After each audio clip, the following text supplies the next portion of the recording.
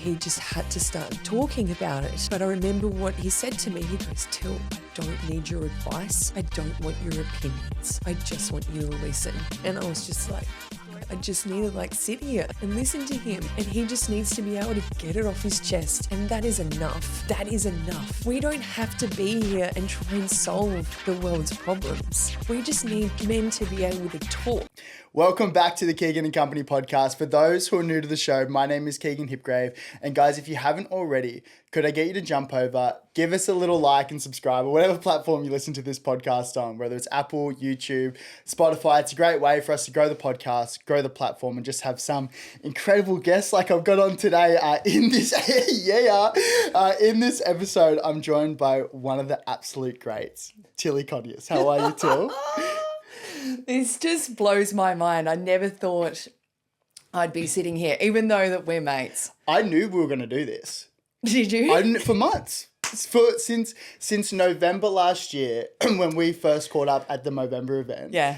After that, I'm like, it will be a matter of time before we do this. And I tell you what. Because I'm not your typical guest. 100% you are. What do you mean you're not the typical guest? Well, I'm not like an elite athlete. I don't, You, Till, you embody everything that we're trying to get out. Like, it's obvious, it's a mental health and sport podcast. 100%. And the way that you conduct yourself in community, like, to be honest, like, everyone that we want to have on, like, everyone that's come on have been influential in their community. Yeah. Like, they're athletes, right? Like, people look up to them. And so you and your community in the running space with the mum run. My mum community. the mum run, everything you do with Movember, like, there's so many synergies. And so we saw it, we'll talk about it last week. Let's talk about it. Go for it. We, two of the absolute greats, Jackie and Jessie, All True Charity. Yeah. We're putting on a fundraiser in Brisbane. Yeah. And I was talking to Jessie and came into it. It was a beautiful event at, how do you say it? Alonda in Newstead. Beautiful little restaurant. Right? A hidden gem. If you haven't been there, go. It is like your nonna's cooking, your grandma's cooking. Yeah. It is home style but elevated. It's beautiful. One of the greatest steaks that I've had in a little while. I know. And the marshmallows. You have some of the marshmallows at the I think you wanted to freeze the jus and take it home, didn't you? Like, how can I take this I was like, home? can we ask the chef? Can I just drink the jus off the plate? Anyway, we're rolling in. Jessie and Jackie are obviously raising money for their charity, doing 52 weeks of dining, which they're going to auction. Such a great prize too, isn't it? Imagine. I haven't heard that before. So you've got 3 years to dine at 52 different restaurants throughout Brisbane, Gold Coast. In everywhere. Southeast Queensland, yeah. Exactly. alltruecharity.com, shout out, because I bought some tickets. Imagine if you're single. That's just dates. Dates for life. Why are you staring at me like that? That's actually something we said when we were talking about it. I was just like, oh my God, I'm going on so many dates right now. But seriously. 100%. And then imagine if you take a girl out and you're like, oh my God, this guy, like, he just pays for everything, or he like knows the people, or it's free dinners. You're the guy to know. You're that guy. You're that guy. You're that guy. Anyway, I roll into this charity, not thinking that I would know anyone there. See your big smiley face, and I was like, here we go, let's go. What an exciting time. Made my night. Ditto. And I think isn't it funny when people come into your life and then they just come back at those right moments. And I think, when we met November last year, and we met through Jai, for his Movember panel. That was, sorry, I'm kind of digressing a little bit here, but that was probably one of the most engaged panels I've ever been on, talking about obviously mental health and prostate cancer. But that's how we met, obviously. And then I don't think we spoke for ages afterwards. Obviously, you have like the social interaction. You see what each others are doing on social media. Totally. But the actual connection Cheeky part. like here and there. No, 100%. And then I think it's over the last 6 weeks. We've gone for now 2 runs. We're filming a podcast, randomly bump into each other at a charity, and it's just, things. But also, we're going to be on a panel at the end of the year together, which was another thing. So that's what I mean. Like, there's been so much fun crossover. Yeah. But exactly. I think that's just because we're aligned with the same, obviously same values. Even though our worlds are so, They're not that, they are different, but. You're a mum and I'm a... I mean, we Look could... at the 52 weeks of dining. Can we take the kids out to dining? Where can we go with the groms? I love it. Yeah. No, I think as like your hat just says, it's the company we keep, right? And I think coming back to that and being around people that really fill your cup in different ways, that they are the people that I want to be around in my life now, no matter where they come from, you know, what they do. I think that helps you grow as a person, being surrounded by people, you know, that are gonna help do that, right? How do you think you attract those types of people? Because obviously, like, it's a company you keep, right? Like the people that you hang around is kind of the people that, well, for me, the people that I want to be like, or the people who I want to try and be like. Yeah. How do you navigate that space between hanging out with the people you want to hang out with or your friends? Like, how do you, I don't want to say like, how do you select your friends, but how do you get around or create a community? Because you've created such an amazing community. I think like we just went for a run before and we were talking about energy. I think there's a huge, like I'm 38 next week. So you learn a lot. I'm not saying I'm over the hill or I'm old, but I'm just like, I wasn't going to say anything. I'm like, over 10 years older than you. But you're an old soul and we can still talk, you know. I don't know where I'm going with that. It sounded weird. But anyway, feel free to cut that out. I think there is a vulnerability and an authenticity that you need to have in terms of attracting people to want to be around you. And it's about making people feel comfortable that they can be themselves around you. Yeah. Right? Yeah. So I think that's something where I've definitely tried to do that on my platform a bit more. Has it been scary? Of course it has. But you just, by doing that, you're not alone in what you're going through, in your thoughts. I think being a mother too and being in that whole world, that's a whole nother different, you know, world to navigate. And it can be incredibly isolating. And, you know, let's talk about, you know, how I started my mum run. I literally just put it out there that I hate running. I'm scared of running, but I want to try it. But you always do this. You always do things that you hate doing. Like what? Like I don't want to dive off the mum run because we definitely will. Yeah. But like over the last 9 months of meeting, like you're doing the burpees, and I've listened to you speak on your own platform and other podcasts. You hate doing burpees. Yeah. But you're like, this is something I'm going to do for Movember. You hate running, but I want to run a marathon in New York. Like, right? Like what? Like why? There is something about doing something that challenges you so much that unlocks something inside of you that you didn't realize you had. I think that's another reason why I do what I do, being a PT, is being able to see people too doing things that they never thought they'd be able to do. And that could simply just be a movement or starting to run or, you know, picking up a certain weight or something like that. There's something so special to that. I think with me and my own challenges, I've probably got like this sort of like sick thing where I'm just like, let's push it that little bit more. You know, but I pushed it too much in terms of the amount of burpees that I've done for Movember over the last 3 years. No more burpees? No more burpees. We're done with burpees. We had our fun. I've done thousands. I've done thousands for Movember, and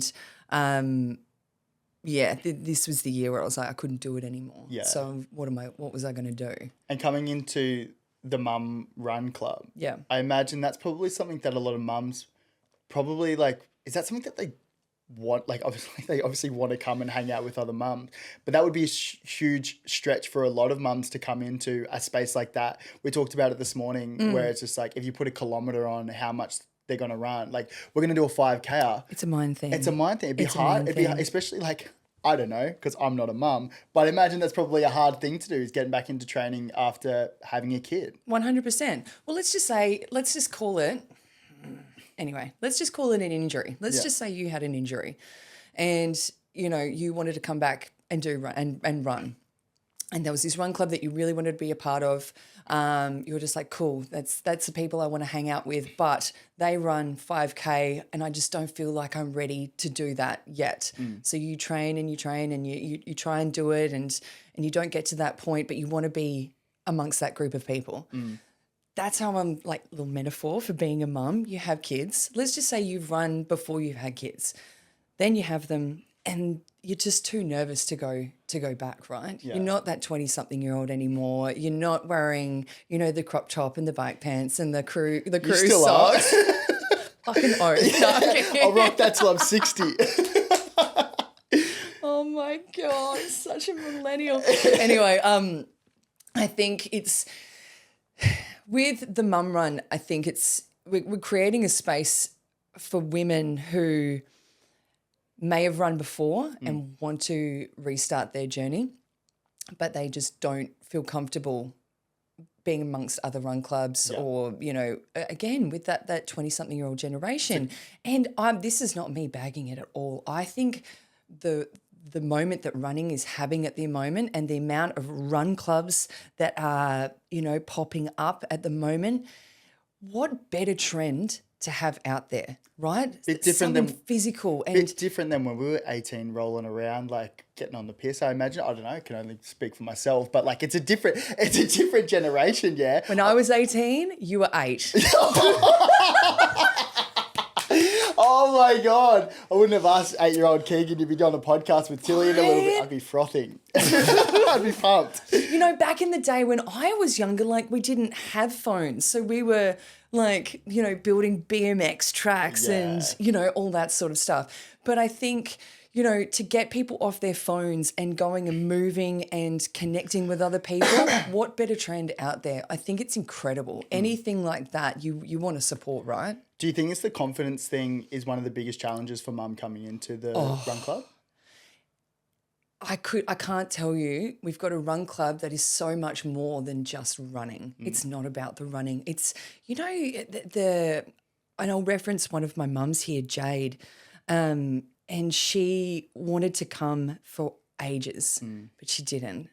And she was so scared to. She even documented her walking up to the mum run, just being like, what the fuck am I doing? I can't believe I'm doing this. I don't know anyone here. And she came back. She had to go away for a bit, but she came back every week after that. Yeah, so nice. And we talk all the time. We've connected. She's, going to join and do Bridge to Brisbane. She's, that's why we do it. Get out of your comfort zone because you just never know what's going to happen, right? And go back to my burpees. I do crazy challenges. You just never know what that's going to unlock inside of you.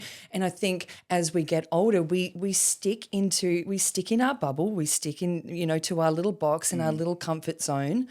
And I get that. I do that too. But come on, let's live a little and just. But you would see such a compounding positive effect. You talk about your friend Jade, who just wanted to get there, right? Yep. And then get a couple runs on the board, Yep. build confidence. Because for me, that's how you build confidence, is getting runs on the board and proving to yourself that you can actually do it. And then now she's doing the bridge to bridge or whatever that's called, whatever the Bridge to Brisbane. Bridge to Brisbane. Brisbane's largest fun run. Yeah, that's great from me. But that's the thing. I feel like you can really get into, you can spiral upwards. People talk about spiraling downwards. You get on the piss. You hang out with wrong crew. But I feel like it's the opposite as well. It's that belief that you can find in yourself from others in the same position as you are. Yeah. Right? Yeah. You can aspire to do something, but you need others to be there to encourage you along the way. Yeah. And it's like my marathon journey at the moment. I've been very honest about it. I hate running. It's not something that I enjoy doing. But when I do it with others, it allows me to enjoy it and to go that little bit further and not even realizing that I'm doing it. And I'm totally drinking the running Kool-Aid at the moment. Yeah. I love it. We just ran then for half an hour and it went like that. But best ever. Do you prefer running with crew versus running by yourself? Yes. 100%. 100%. But in saying that, I'm at a point now where I can just go out and run by myself and not have to sit there and go through, trust me, I still go through in my head, I can't be fucked doing this today. Is the air quality good enough? What do you mean? Is the air quality good enough? When you just sit there and there was a fire in Brisbane or something like that one day and I was just like, I can't run today. And you just find excuses. Any little excuse, yeah. You know? Yeah. Yeah. Any excuse. I'm too tired. Oh no, I've got to do this. I should be doing that. You know, all this sort of stuff. But I can do it now. It's a huge thing. The community that I've built with Mum Run, they've given me the confidence to be able to do it as well. What's the internal dialogue when you come to something like that where you don't want to do it? Like you might be sitting in the car, the air quality's not that great, or like I did a big run yesterday. Like find any excuse you want, or maybe like you're trying to convince yourself that you might have a little niggle, which you might, which is fair enough. Yeah. But like, what's the internal dialogue, and how have you found to get over that little speed bump and actually get on the track? I think it'd be pretty similar to you. Remember your why. Yeah. Why did you start it in the first place? And it's literally as simple as that. And that's something that anyone who's coming along to Mum Run, I know their why. You know, their why is to meet people. Their why is to do something that they never thought they could do or want to be able to do. And my why is, you know, I lost my dad to prostate cancer and my husband's battled depression. And that's why I'm doing what I'm doing. And that's why I'm so heavily involved in a men's mental health space with Movember. It's because of my experiences with this. And that is my why.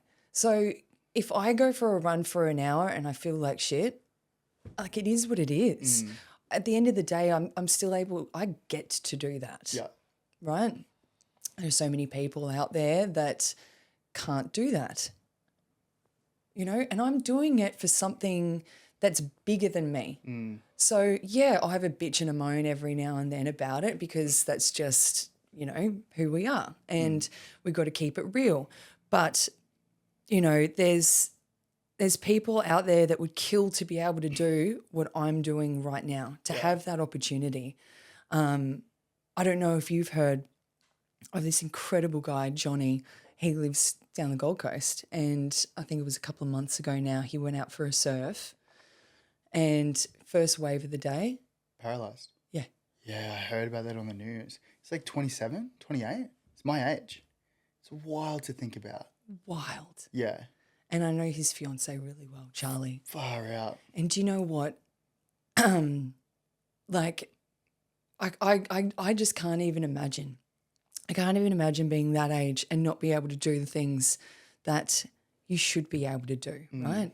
And it was one Sunday, one Mum Run. I turned around. Who was there? Charlie. No way. His fiance. Just got goosebumps. Right? Yeah. And her mum. And they're like, Till, we just want to move. It's the first time we've been out of the hospital, but we just want to move. We want to move for Johnny and we just want to move for ourselves. Yeah. Because we need it. And you're just like, fuck. So It puts everything into perspective, hey? But then being able to, it shouldn't take an event like that to put it at the front of our minds, I know. right? But it's like it does. It's shit and it's horrible. Yeah. And when you do hear stuff like that, it does just like recenter everything, and it makes you think far out. Like exactly. so many people have it so much more like worse off than what we have it, right? Like, and how can we contribute positively to community? And Exactly. that's what I love what you're doing. And like ever since meeting you at the Movember event, it's like the impact you're having on community is huge, and it's something that I'm super inspired by, and it's probably why I've got so much love for you, Till, because it's like it's just you're creating impact, yeah. And usually when people have like like they really big on a certain topic or a certain theme, or when they're an advocate for a certain space, they've usually got a personal connection, yeah. And you mentioned your dad. Yep. You mentioned your partner. Yep. Would you mind talking a little bit about that and how that came about? Yeah, of course. So I was 27, so it was in 2013. 2013, I lost my dad to prostate cancer, and he was only 67 years old. And he was like, everyone says I've got my personality from my dad and I look like my mom. So, you know, my dad was like this larger than life character. He would light up the room. He was a people person. He had the best moustache you've ever seen really? in your life. Oh, that's so sick. My whole life I knew him to have this epic mo. And then one day he shaved it off. I was like, I can't look at you. I that's didn't not- even look at him for like 2-3 days. I was like, it needs to go back. I was like, you're not my dad right now. Yeah. And he was just sensational. My parents did separate when I was in year 11, and that was a lot. That was a lot. My brother was 2 years younger, and, you know, I think it's funny, this has just resurfaced recently, you know, with other things happening in my life, and there was a period there where I didn't talk to my dad. I think when you're younger and your parents separate, you pick a side. That's so shit though. It's so shit, but it is Unconsciously? reality. Yeah. Yeah. When you're that young, when you were between 13 to 15 years old, you know, you don't look at things from two sides, right? Yeah. You're going to just generally navigate to pick a side. Is that just someone who you're spending more time with? Like you might naturally spend more time with your mum, so you naturally gravitate towards her? Or is that how, like, Yeah. because I imagine there's a bunch of, like, we were talking this morning about the divorce rate, right? And imagine being a kid, it's just so common now. It is so common. It sucks. 100%.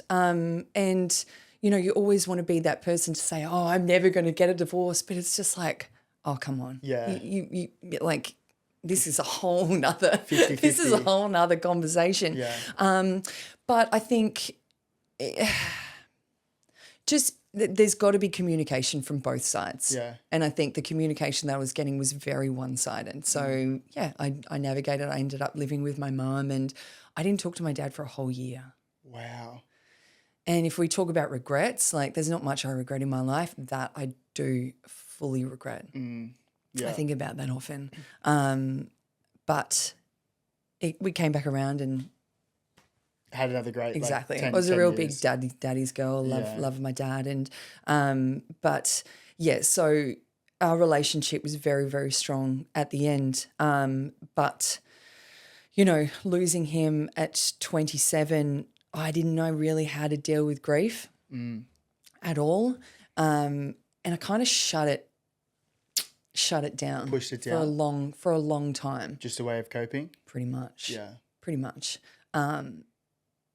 And like you're sad, and then you get angry, and then you become numb, and then you move on, right? Not really. No. It was only until, when was it? I think it was about 4 years ago. 4 years ago, Lululemon. I was with Lululemon, and they became a major partner with Movember. And I was an ambassador with them at the time, and they asked us at a huddle, they were just like, guys, we're partnering with Movember. Do you want to get a part and do a challenge and do a move challenge or running? And I was like, fuck running. Fast forward now. Yeah. And I was just like, cool, okay, I'll think of the worst thing I can do, and that'll be burpees. And they were just like, set a target of what you want to raise. And I go, okay, cool, I will do 50 burpees a day, try and raise $100 a day, and that's $3,000. Great. You know, let's do it for Movember. Perfect foundation that's aligned with, you know, prostate, testicular cancer awareness and men's mental health. Cool. Put it out there on the gram. First 12 hours, we'd raised over $3,000. You've just got your target already in the first 24 hours. It That's was insane. Bananas, because I literally just sat there. It was the first time I actually also started doing chats to camera in my car. Yeah. And that can be really confronting too. Yeah. And I just bawled my eyes out, being like, I'm doing this for my dad. You know, this is how he died. And it ended up being a journey about grief. I was going to say. Dealing with grief. Because you said you pushed it down. You exactly. So it wasn't something that you talked about, right? Totally. Gotcha. And this is something where I was dealing with my grief, you know, 8-9 years later. Wow. And that's how it came out, by talking about it and knowing that, oh my God, the amount, most of the people probably listening to this will have some sort of connection with prostate cancer, or know someone who's been affected by it. That was the biggest takeaway from all of this. Yeah. Knowing that we're not alone, and just being able to talk about it. It affects people so differently. And you know, fast forward to the end of November, we just kept doing burpees and more burpees and filming them and putting them on Instagram. And, you know, that $3,000 target ended up finishing at almost $36,000 Till that we had raised. That's like, insane. what the hell? What, like, first year, Yeah. I'm going to do 3,000, like $100 a day, right? Yeah. $50 a day. Like, Yeah. insane. Congratulations. Because Thanks, mate. that's so insane. Yeah. Yeah. It's insane. But if you're talking about your own story, right, and connecting with people, you know, that is the key. You can't just be like, hi, I'm going to raise money for Movember. Can you please give it to me and I'll do some burpees? Yeah. Well, you've obviously got the personal connection, 100%. Like, and I imagine people are more likely to donate because they resonate with the cause. Totally. So if you've got people, you know, if you want to raise money for something, do it for something that, you know, that you have like a deep connection with. Yeah. You know, don't just do it because you think you're going to tick a box and, you know, it's not easy at all. Circling back to the grieving part. Yeah. How was that? I can imagine obviously like coming to terms with something, because very similar. I've been in a very similar position to you where you suppress something for a number of years and then it comes back to light. Yeah. It's tough, like obviously tough to deal with. Yeah. In my circumstance, I felt better talking about it. I felt a lot more liberated. I felt like it wasn't stuck on my chest. You know what I mean? Totally. Did talking about it and going through the Movember month, talking about it like openly, publicly, did that help? Oh, yeah. It was an emotional ride. That's for sure. I didn't realize that this was going to happen when I started doing it. But to the people reaching out to me and telling them their stories, I'm just like, wow, that really aligns with mine. Or like, I can't believe you've gone through that and you haven't spoken about it. There is a huge power to talking about something. And I think that's why Movember bring female ambassadors on board, because let's be honest, we generally talk. Yeah. Right? Yeah. We can start those conversations. That Movember, that first year was actually really hard. And it's not something, I actually haven't told a lot of people this, but while I was doing all those burpees, my husband was going through bad depression, and something that I had a feeling there was something going on, and he knew it as well, but didn't know it. And it was a really shit year. And I was actually drinking a lot throughout that month, just trying to numb all these stories that I was hearing about people. Like every single day I was receiving these stories from strangers, people I'd never met, about, you know, their suicide attempts, and, you know, how they lost their dad or their brother or their best friend, or, you know, this is what's happening in their life. And, you know, I invited that in, you know, but I didn't know how to deal with it. I imagine it's probably it was pretty so much triggering as well. Yeah, I think it's like mental health doesn't discriminate, right? At all. Prostate cancer is, you know, the highest, rate of deaths in men over, 40. It's ridiculous. We're all affected, but it made you realize that you weren't alone, and what I was doing was for something that it had nothing to do with me. You know, it became something way bigger. But you're talking about the month drinking, like obviously started drinking. Oh heavily. yeah, I didn't know how to deal with it. I didn't know how to deal with it. I actually remember reaching out to Movember, being like, guys, I'm really, really struggling, and I ended up talking to their in-house psychologist and their support team a lot about it, and that helped me a lot. I think I went off social media for a while after that too, just being like, I just can't. Needed a break. It needed a break. But I think the year after that was when, it became more about my husband. Yeah. Without being able to announce that yet. He was like, I'm not ready for that. He's obviously comfortable with you talking about it now. Yeah, it was last year. So year 3, he goes, Till, we're just sitting on the couch and we're coming up to Movember, and we're, he just said out of the blue, "Hey, Till, I'm open to talking about, my story now, if it's going to help other people." Yeah. And then he just went to the toilet or something. I just sat there and I just went, Come back, I want to talk about. Yeah. I lost it. Yeah. To hear a man say that they are comfortable with talking about something that has rocked them and changed their life and, in good ways and bad, that is incredible, absolutely incredible. And to hear, men talk that openly and candidly, it's huge. It truly is. But you've obviously created such a safe space, obviously, like obviously in a romantic relationship, but like, but that would be hard. Like I know of a lot of mates who probably aren't comfortable having that conversation with their partner. You know what I mean? Huge. Biggest takeaway from that: we don't need to talk. We just need to listen. 100%. Right. What were the little things that you first started picking up on with your partner when you said things weren't feeling right? What were the little things that you started noticing? There's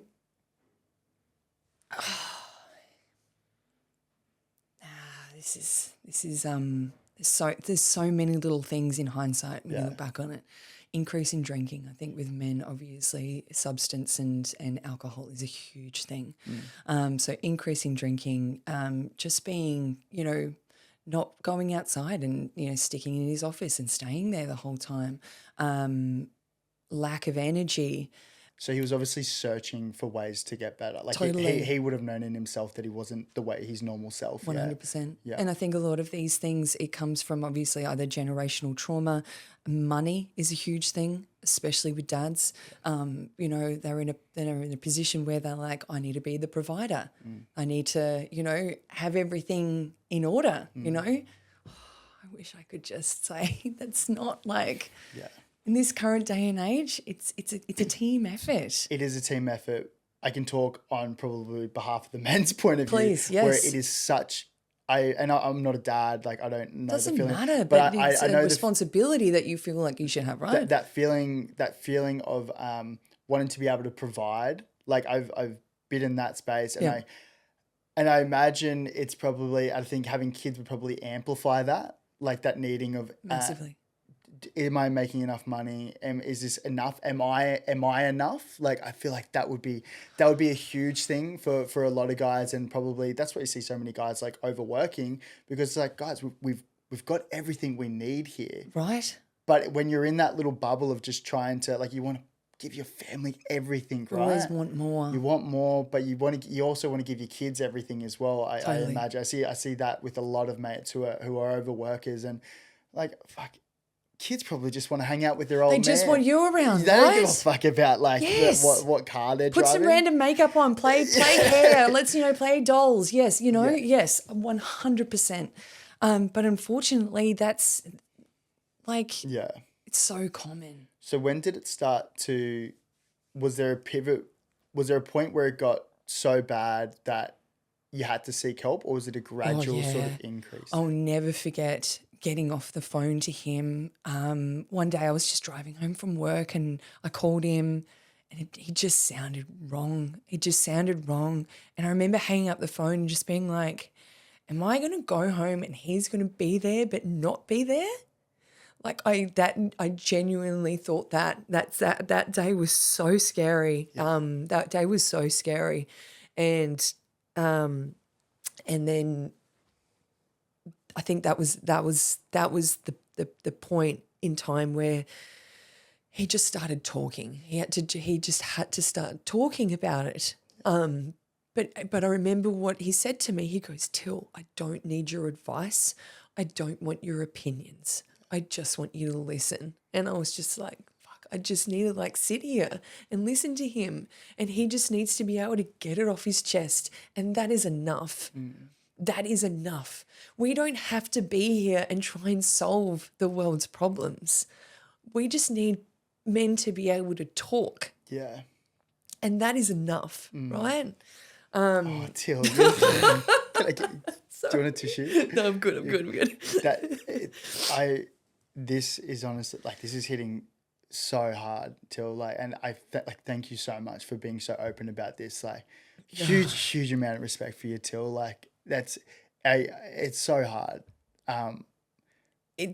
But that's like so much learning come out of it, right? Big time. Like, imagine, and then it's hard to think because that's a big reason of having these conversations. Yeah, it's like we want to encourage conversation, and I've had conversations with mates who've been a supporter of someone who's been in depression and have had suicidal ideologies, and the biggest learning curve from talking to them and talking to other psychologists is exactly what you've said. It's just not giving advice, like not telling them what to do. Not in a position to either. But just listen. Be the person to listen. Exactly. And almost just being there. Like one of my dear friends, Aaron Booth, talks about how similar thing. He thought he was going to come back to see Nico Hines, another footy player. He's spoken very openly about his mental health struggles. He was also on the podcast we talked about. Yeah. And he was on the phone to Nico, and Nico like hung up, and Boothie, same thing, thought that he was going to come home and he wasn't sure if he was going to be there.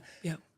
One of the most worst gut-wrenching feelings you could ever imagine. Yeah. And I couldn't imagine being in your situation where you just wanted to go, you just want to help. Right. You just want to help. You want to do anything to help, but the best thing to do is just to be there and be there for them. Exactly.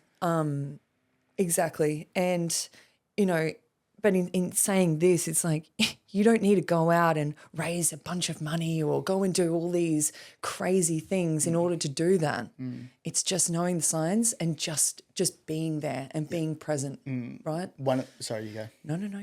I was going to say one of the best things that I did more recently was a mental health first aid course. Oh, have you done one of them? Do you know what we do them with Movember? Oh, so good! I didn't know Movember did them. Obviously, internally. Yeah. One of the greatest things that because obviously super passionate about the mental health space. Yeah. That's part of the reason why I want to have these conversations is to learn, have the tools to be able to help friends and family first and foremost who are going through these struggles. Did the mental health first aid course. It was a weekend. We substance abuse was a big part of it, psychosis, and like depression and anxiety, and so many great takeaways, right? Like talking about like listening is a huge one. Even a big one that I found, especially when someone is in depression or having suicidal ideologies a lot, is asking them, have they thought about how they would do it? Because if they've thought about how, and we'll put a trigger warning on this, obviously, before the episode. Yeah. But if they've thought about how they would do it, there are a few more steps along the process in actually towards a more completed suicide. And so directing them to professional help, whether that being a GP, a psychologist, is the right steps. Yeah. And being there for them is huge because, and also other little things, like I'm very conscious when we have these conversations, especially with people who have had suicidal ideologies, is not talking about how they did it or how they thought about doing it, because that is also, it's also research for other people.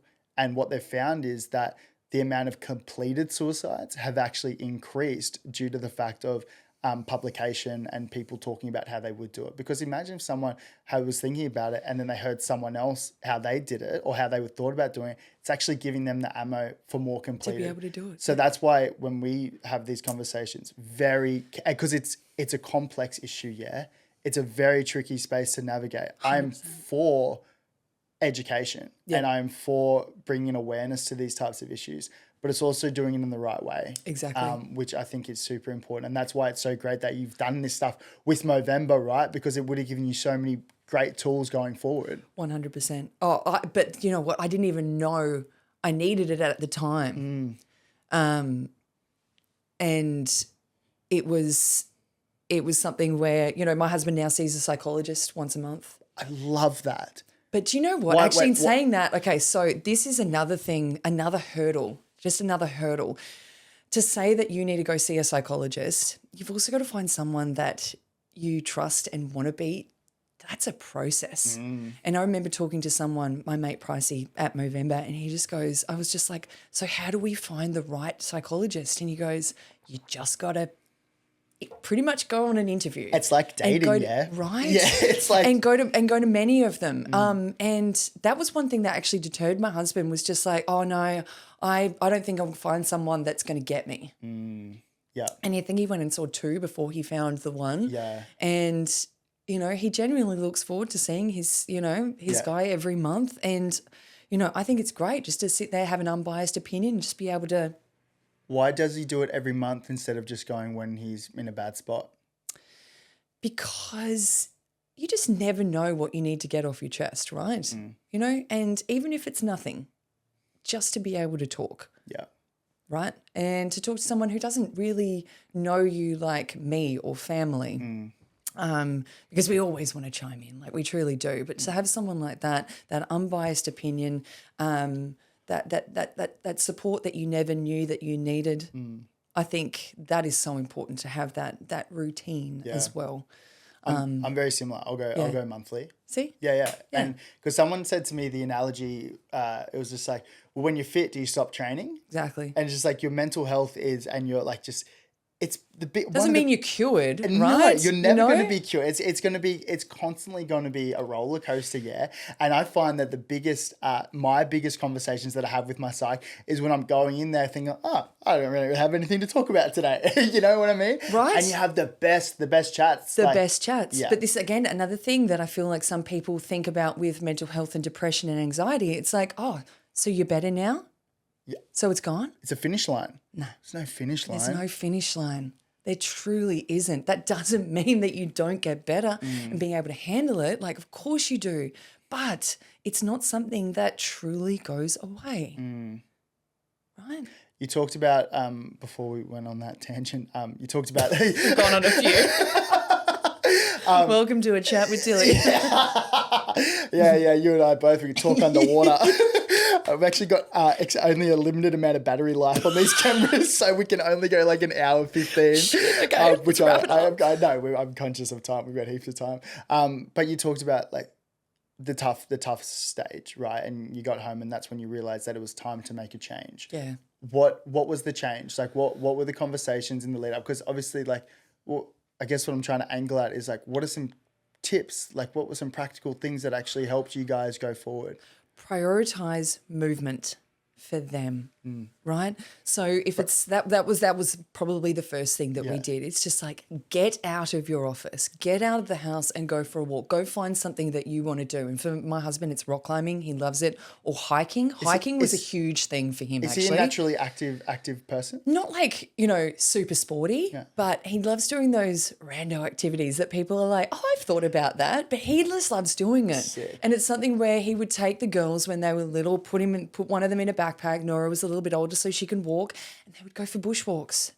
That's what I want to do one day. I feel like me and your partner would get on very well. You need to talk to this guy too called Kane Ford, who I've met through Movember ambassador. We're actually buddied up together, and he's in Melbourne, and he was in the corporate finance world. Yeah.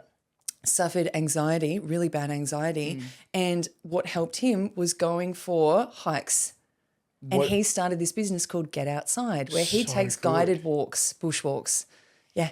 What is it about walking out in nature that just helps our mental health? Because I know, I'm not going to reference any studies, but I know that there are studies out there that mimics like being out in nature and how the positive benefits for just being centered and grounded, and just being present. I know that phase gets like put out there a lot, and it's like, be present. It's like, well, most of the time when you're going bushwalking, you don't have reception or anything like that. It's just you and nature and, a whole world that is so much bigger than you are. Yeah. Right? You are with your thoughts. I think doing it with other people is fantastic. Oh my God. Doing anything together is, right? You're just not alone. It comes back to that.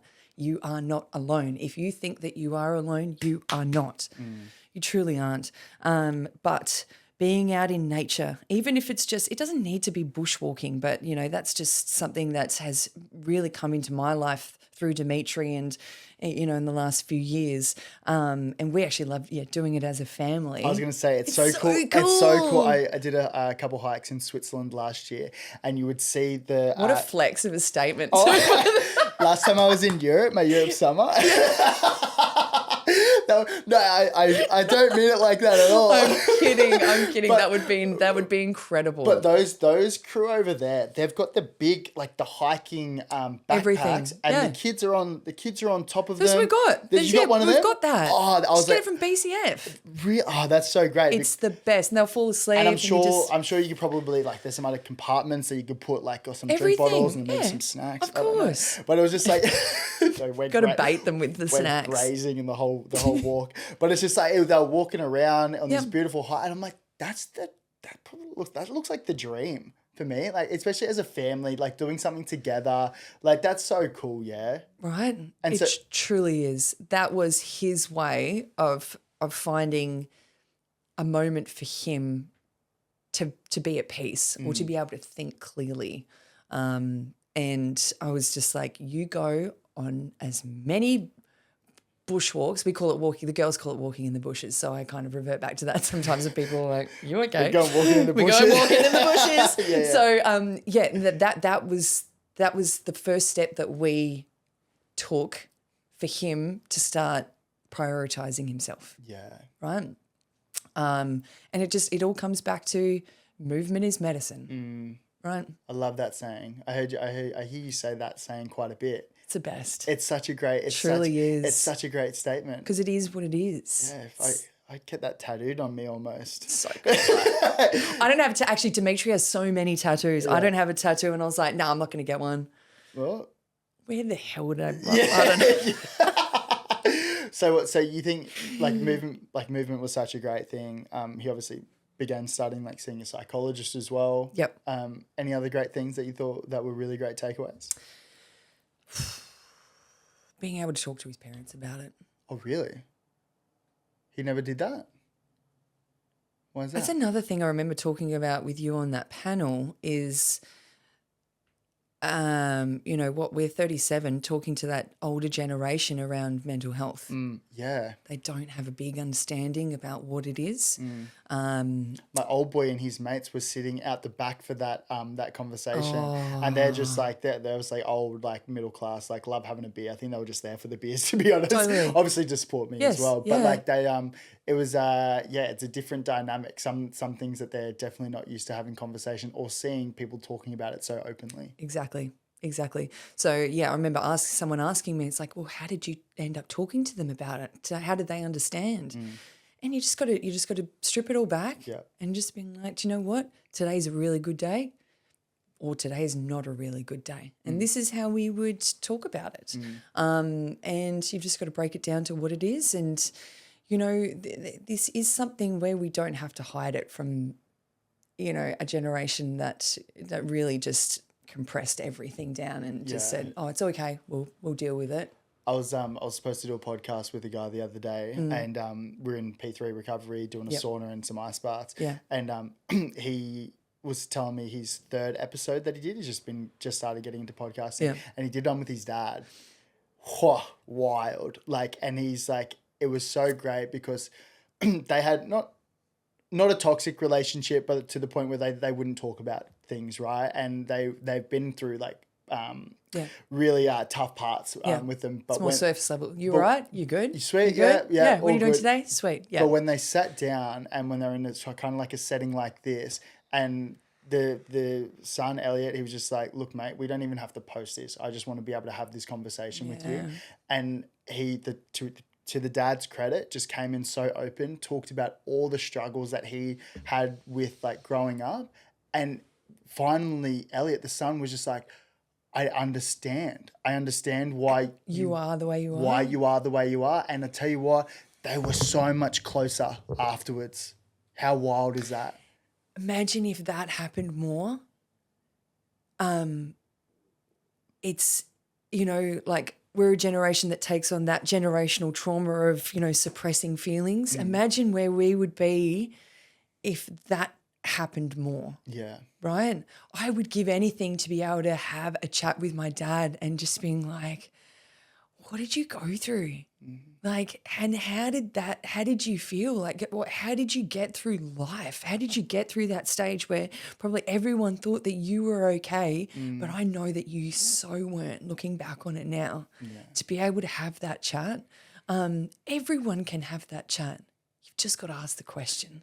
I imagine it's a hard thing to take that step. Yeah. Like, how do you navigate that conversation? Because to be honest, I'd love to have that chat with my parents, but I'm nervous. So I wouldn't and we're close. Like we're a really close family. Obviously like talking about podcast, like being on podcasts, you talk about it, but that'd still be a hard thing to do. How would you go like navigating that?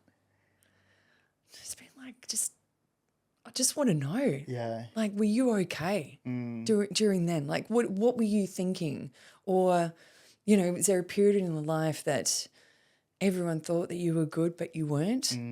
I think when you ask directly too, you got to be direct. You almost need like those little cards. Oh, let's make some little cards like the imperfects some prompts? do. Yeah, some prompts. Like direct cards, and you can just ask some questions. That would be so cool. It is asking the hard questions. But then it'd also be, I imagine, probably like being in a comfortable space where they're open to having that conversation. Yeah, you're not going to do it like this. You do it in a sauna. Yeah. You go for a walk. The truth box. Or just go for a walk or, something like that. I imagine you've learned so many like great tools and great tricks over these last however many years, especially being a part with Movember and your own journey. What are the things that you're doing with your girls? Because they're the next generation. Like we talked about our parents, they would obviously like naturally, and I'm speaking genuinely, suppress, push things down. What are you doing with your girls? My girls are 4 and 6, and, something that Dimmy and I have always said, we're going to explain the why behind everything. Whether they understand it or not, we're just going to get into the habit of explaining why. What does that look like?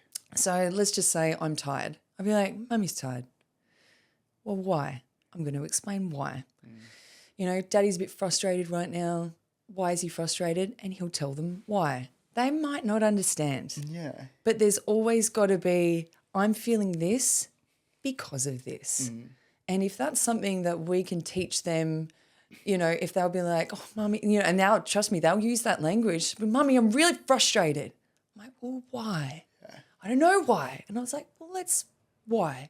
And then it will eventually come out. Gotcha. So over something dumb. But it's, in their little world, it's not dumb. But the fact that that they're learning to understand, I've got this feeling and it's because of this, or trying to understand why they have that feeling, not it's just a feeling. That's such a cool takeaway. That's so cool. Yeah. Where'd you get that from? I don't know. Tilli's parenting style. No, my husband, Dimitri. Yeah. Dimmy is the smartest person I know. Really? Yeah. That's so sick. And then, I remember him saying it once and I was just like, you can't say that to them. He goes, well, why not? They don't fully understand it, but it's a this because of this. But maybe one day. I freaking love that. But maybe one day they will. And 100%. They'll look back and they'll be like, I am feeling that way because of this. Why? Because even just like the ability when you are angry, just like, acknowledging why am I so angry? Exactly. Why am I so stressed? Like why am I so overwhelmed? Yeah. Because if you can link it, totally, it's kind of like takes the sting away. I imagine, and taking a breath. Yeah, that's why I like talking. That's why I like talking to a psychologist because they can really break it down for me. Where it's like, I'm feeling so overwhelmed. Like I've got all these things on my plate. I'm not sure why. It's the why. Why? Right. But then they'll be able to articulate, well, it's like because of this. They might tell you like the science behind it, which I really like to hear about. Yeah. But it's like that stuff's so cool because you can link it, and then once you link it, it takes the sting out of it. Totally. Yeah. It's helping me. Yeah. It's helping me a lot. How are you now? Because you obviously you've got a bit coming up. Yeah, we've got a bit coming up. We were talking about that, weren't we? I'm good. I'm good. I'm tired, but I'm good. And I think, as I said to you, we have so many things going on at the moment, but imagine how if we were feeling if we had none of these things going on, right? So we're in it's a good problem to have. Yeah. I am excited about what's going to happen. You got the New York Marathon coming up. I'm shitting myself. I want to talk about it because it is so cool. Like, how hard it is to get into the New York Marathon, right? No, I did not know. So naive. What? I had no idea. People were just like, Tilli, it takes like years. It's a ballot system. I had no idea. Yeah. How'd you idea. get in? Movember asked me to apply. Yes. So they've got a global team, 45 people from all around the world that they put together to run the marathon. And they're like, Tilli, we'd love you to apply. I was just like, cool. Told all my family. They were like, don't do it. I was like, what the fuck? Don't tell me I can't do it. You'll get injured. Yeah, I know. I know. Oh, I'm a sicko. Right? I was like, fuck it, I'm going to do it. No, so the last day to get my application in, I was sitting on the couch. And I was like, fuck it, I'm going to do it. So I wrote it. I submitted it. Did you tell Timmy? That was on a Friday. That's so I didn't tell him. It's typical UA. On the Monday, I got a missed phone call and I knew who it was from. It was from Ollie. He was the head of ambassadors. I was just like, God, what? Anyway, finished work, sat in my car, called him back. He goes, tell. I was like, don't. He goes, you're in. I was like, oh, shit. No way. Mic drop. I was like, I'm actually going to have to do this now. And then the whole thing comes with like logistically of being able to to be able to afford it. So please don't think that Movember are paying for this. No. We pay for everything. So we've got we've got an obligation to raise a certain amount. Yeah. We pay for the entry fee, we pay for fights, accommodation, training, everything. Which is expensive. This is like a minimum 10 grand thing. And my husband's like, we can't afford this. And I was like, just let me manifest this, please. He's like, I'll let you manifest it. Yeah. And I said, look, if we have to pull out, like I'm going to have to pull out. It's not like there's going to be a line of people that want to do it. There will be. But I was like, no, I need to make this work. And I put a call out for sponsors. And we've got sponsors on board. We've a business who would like to remain anonymous have booked my flights and booked Dimitri's flights as a surprise. Does he? Oh, he obviously knows. He knows now. Yeah, I was going to say, are we dropping this on the podcast?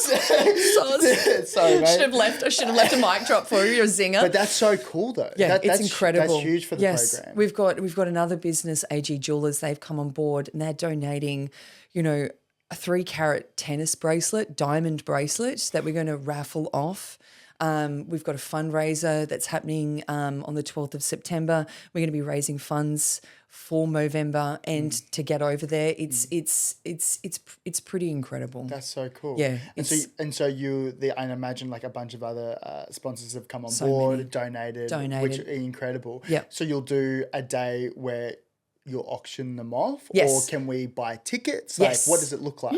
Next week it's going to be coming out. We're going to be selling tickets to the event on the 12th of September. We're going to be raffling off the tennis bracelet. So, ladies, if you know what a tennis bracelet is, it's that bracelet with diamonds all the way around. Or males who might be wanting to give something to their partner. It's going to be $100 a ticket. Gotcha. It's a $10,000 bracelet. Are you joking? I shit you not. 3 carats. Far out. I know. But that's obviously like credit to you, because like no one would just gift something like that. No. They're obviously doing it because they resonate with the cause and they believe in you. So the boys who own this business, AG Jewelers, they actually met while running. And that's how they came. That's how this whole thing, this connection just started. That's how they came on board. I'm blown away by the generosity, and I cannot thank Adam and Paul enough. For this. So yeah, it's everyone can be a part of that raffle, which is just amazing, and obviously all proceeds going to Movember directly. I've got a question. Hit me. Obviously it's so great that you're going over there. New York Marathon's really great, and you've got Where is this going? you've got a bunch of sponsors who are coming on board to support you. Yeah. Is there a pressure to finish the marathon? So fucking scared. Do you know what? I don't want to be injured. I think the whole thing, my thing that I'm so scared about, it's not that I can't do it. I don't want to be injured while doing it. Imagine being injured like a week out, or again, not being able to finish it. Do you know what the boys from AG said to me? They're just like, Tilli, we don't even care if you don't finish it. Love that. We just love what this is all about. I'm fucking finishing it. Don't you get me wrong. But I don't want to be that person in the alfoil. I don't want to be that alfoil person. You know who I'm talking about? Yeah, I know exactly who you're talking about. Not that I've seen anyone, but I can imagine it. You know what I mean? It gets halfway and then it's can't do it. But it seems like from the outside looking in that you're doing it properly. Like you're doing it very sensibly. I hired a coach. You've hired a coach. You're slowly, you're increasing Ks. I haven't even hit 10K yet, mate. Yeah, hey, look, we're going to get there. We did a beautiful 5K this morning. That was my fastest 5K ever, actually. Really? Yeah. Stick with me too. Felt good. Well, you're about to piss off overseas, aren't you? Yeah. I'll be in New York just before you will. Imagine if we stop. crossed over. Actually, I probably wouldn't be in New York when the marathon's on. No, That would have been November. wild. But that would have been so much fun. Yeah, that would be epic. It's going to be a vibe, that's for sure. But you're doing it properly. Like you're doing it well. Yeah, and that's a huge takeaway for anyone who wants to run and do this and but haven't done it before. Do it properly. Don't just pick pieces of advice from Instagram from people that you think are doing it well. Just don't take bits that you want to. Get a well-rounded program and do it correctly. Like I'm fit, I'm a PT, but I am not running fit. So this is very challenging for me and a huge mental game. But being in New York, November the 3rd, with hundreds of thousands of people, oh my, It's huge. That's going to carry you through like a significant part of this whole thing.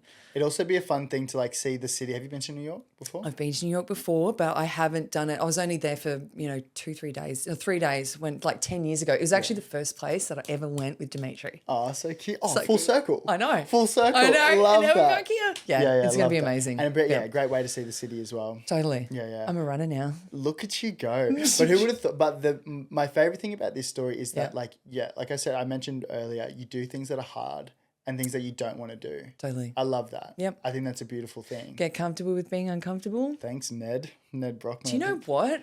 I'm so sorry. I said this a year before he did his run. Really? No, I'm kidding. I totally did. No, I remember doing my first burpee campaign and I just said get comfortable with being uncomfortable. It is a saying anyway. I'm sure it's been in the world for a while. Ned is like the ultimate, right? Yeah. And that whole thing, the awareness that he has brought, to doing these kind of challenges is just incredible. But yeah, like if you don't think that you can do something like this, yeah, you can. Yeah. You can. Of course you can. Yes, you can. I think there's something beautiful about doing things that are hard and things that you don't want to do. Like, and for like thinking personally, like I can train. I love training. I could go to the gym. If anything, I actually enjoy it. You know what I mean? But study. It's ingrained in you now. It's ingrained in me isn't because it? I've been doing it forever. Yeah. Exactly. You do something long enough. But you know what's hard for me? Yeah. Like studying, like academics, like that's hard. Like I hate that so. I hate it so much, Till. I was that person that did the assignment an hour before it was Yeah. due at midnight. It's like, why are you making this so hard for yourself? 100%. I just hate this. But it'd be like, it could be 5 o'clock at night, 10 o'clock at night. I could go train. But you asked me to sit down and study for the next hour. Like, that's so hard. I'm out. So like, I'm out. I'll run away. So studying psychology, where you've got to read so much like information, and I'm doing it for a good reason. Like, comes back to my values, like, and I lean back on that why I want to do it, because I want to have the tools to be able to help friends and family. So you can see the light at the end of the tunnel, but it's and imagine some people are like, oh, you just read a couple of sites. That's hard for me. You know what I mean? So when I was at uni, I was studying psychology. I didn't know that. And I couldn't do it. I couldn't finish it. Far I out. know. Okay. I know. Yeah. It's not something I regret, because I was just like, I probably wouldn't have finished it anyway, because it's just, uni wasn't for me. But you're so close though, right? Yeah, well, like we'll get there eventually. Like I'm no rush. I don't need to do psychology in order to do what I'm doing. I'm just doing it as a fun little thing, on the side, and it's also gonna contribute to, I think, like the legitimacy of like why I started this was to be able to help crew, like pass on good messages, but also to learn. I'm not going to these podcasts telling people what to do anyway, because right? I don't know. I don't know anything. No. And so but I do. I want to know. I want to be able to have the answers, and I want to be able to decipher things that are legit and things that are actually going to help people, rather than being like fucking Instagram guy. Because and that just talks. You know what I mean? Like we see a lot of these people, and lived experience is great. I'm a fan of lived experience, but I want to be able to have the combination of both. To back it up. 100%. Yep. For sure. Do it. Yes, you can. Thank you. Proud of you. Proud of you. Hey, proud of you. So pumped. Thanks, legend. Love this conversation. Love this so much. Am conscious of time, because I know we're gonna wrap it up, don't we? Before we do wrap things Yeah. up, what's the biggest thing that you think we didn't talk about today that you'd like to touch on? I think, because honestly, we could probably sit here for another 3 hours. Okay. We've already done a podcast before. in terms of thinking that you don't have an impact, as I said, you don't need to be doing crazy things or raising so much money to go and help or to do something out there, right? If there's something that you want to go and do, just do it. Just start. Just ask the question, call that person. You just never know where it's going to go, right? So that would be what I would say and encourage people is just do it. You know, like, yes, you can. What's stopping you? You're the only one stopping you. You don't need to be changing the world in some huge way to make a difference. I love that. That's so beautiful. But that's you. You lived that, because something that we didn't talk about, like you obviously were in the fashion world, and then and then, like, full career change, full career change, full tilt, full 180. Did you just start? You just said, I'm just going to start? No, I just kept doing something that I actually enjoyed doing. Yeah, gotcha. Right? Yeah. And again, it's like when you're younger and you're just like, oh, I won't make any money out of this. If you just keep doing something for a little bit every single day that you enjoy doing, God, you just do not know where that's going to lead you, right? What are you waiting for? Yeah. Just do it. Yeah, I love that. Yeah? I love that. What's outside of the marathon, what are you excited about coming up? Like, what's the dream looking like for you over the next 12 months, 2 years? Next 12 months, 2 years. Yeah. What's coming up? What are we looking at? Like, what are some fun things that you're like, you know what, I can't wait? I guess the unknown a little bit. Yeah. I feel like, you know, when you get to a stage, it's just like, wow, there's so many moving parts here. Where is it going to go? That's exciting. I'm actually planning my first overseas retreat with, I know. Am I dropping a bomb that I shouldn't? No, because with Jackie Toombs. Your episode will go out in a couple of weeks. So okay. I imagine we can talk about it. We can actually, because I've got to meet my final meeting with her. Because you mentioned it the other night at the charity dinner, and Jackie's like, are we talking about this now? She's like, oh, it's just our close friends. Yes. What is it? Quickly. So it's going to be a food and movement retreat, 7-day retreat in Puglia, Italy. Are you joking? I know. Can I come? And do you know what? One thing that I said to myself at the beginning of this year, what am I manifesting? And I'm like, I wrote retreat. Yeah. And it didn't need to be this year or anything, but we're going ham. We're going to Italy next year. Talk about balance. So you'll be training well, but also eating pretty well, I imagine, as well. It's just going to be something where, you know, and there are no extremes on this trip. It's just a trip of enjoyment, right? Take those shoes off, feel the ground underneath your feet. Let's move when we want to move because it feels great, not because we have to. Let's enjoy food for how beautiful it actually is, especially over there, and just connection. Yeah. You know, I always sign off, you know, a lot of the things that I say on Instagram with, I can't wait to meet you. That's the most beautiful thing. It's meeting new people. Yeah. Right? That's the whole thing. Oh my God. Well, hey, I'm so glad that we met. Like at the end of last year. I think there's certain people that I think walk into your life that have such a positive effect on you, and you're definitely one of them. Like every time I see you, you've got the biggest smile on your face, and the best thing I love about you is that, I said to you this morning, you get shit done, but you're making genuine impact, and that's something that I really respect. So thank you for everything that you're doing too. Ditto, my friend. Ditto.